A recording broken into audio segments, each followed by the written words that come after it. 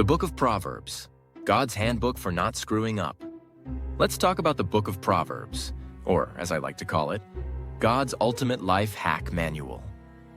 It's basically a collection of wise sayings and advice, mostly from King Solomon, who was known as the wisest dude around, when he wasn't marrying 700 wives and writing love songs. Proverbs is like that one friend who's always got solid life advice, except this friend never leads you wrong. Whether you're looking to get your life together, avoid embarrassing mistakes, or just get smarter without having to Google everything, Proverbs has got your back. Buckle up, because we're about to learn how to become life pros. Proverbs 1-9. Wisdom is the real MVP. Proverbs kicks off with a major love letter to wisdom. Solomon wastes no time telling us that wisdom is the most valuable thing we could ever chase. Way better than money, fame, or collecting rare Pokemon cards. He describes wisdom like a wise woman standing on the street corner yelling, "Hey, you, yes you? Want to live your best life? Come follow me." Now don't be that guy who ignores her and keeps walking. Solomon is saying, if you want to avoid a lifetime of face-palming regret, grab onto wisdom and don't let go. Wisdom is practical. It'll save you from making dumb choices, from hanging out with shady people to sending cringe texts at 2 a.m. Proverbs 9 even shows wisdom throwing a party. Who knew living wisely could be so lit? Proverbs 10:29. The wisdom buffet, all you can eat. This is where things really kick into gear. Proverbs 10-29 are jam-packed with snack-sized nuggets of wisdom. Think of it like a wisdom buffet, and you're piling your plate high with practical life advice. You've got Proverbs about friends. As iron sharpens iron, so one person sharpens as another. Proverbs 27:17. Translation: get yourself friends who help you level up, not ones who drag you down to noob status. Words. A gentle answer turns away wrath, but a harsh word stirs up anger. Proverbs 15:1. In other words, when someone's heated, don't go in with a flamethrower. Try a cool, calm approach instead. Work ethic. Go to the ant, you sluggard. Consider its ways and be wise. Proverbs 6:6.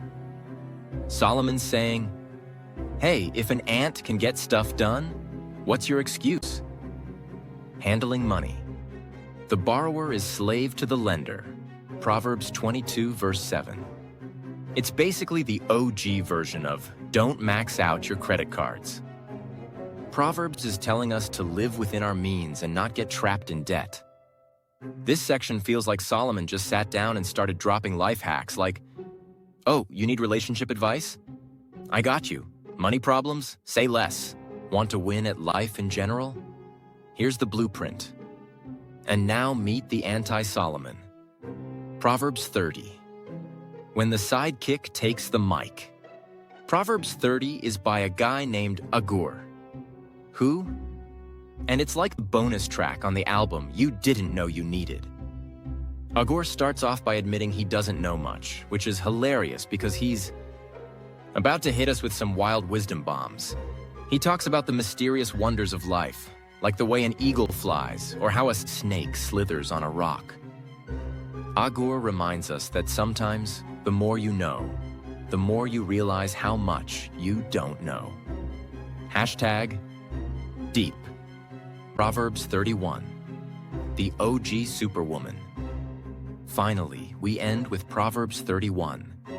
The chapter every mom hopes her son will memorize and every girl secretly rolls her eyes at, because it's basically the description of a woman who can do everything. Run a business, cook gourmet meals, raise perfect kids, and probably bench press Solomon himself. But here's the thing. Proverbs 31 isn't meant to be a checklist for women to live up to.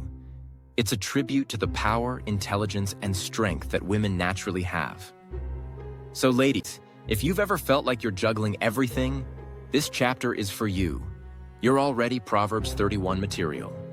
So in conclusion, Proverbs, the Bible's cheat codes for life.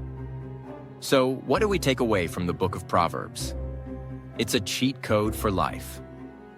Whether you're trying to make better decisions, choose better friends, or just navigate the messiness of being human, Proverbs has advice for you.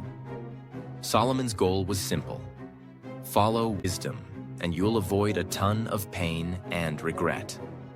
Ignore wisdom, and, well, good luck. But the best part? Proverbs isn't a lecture.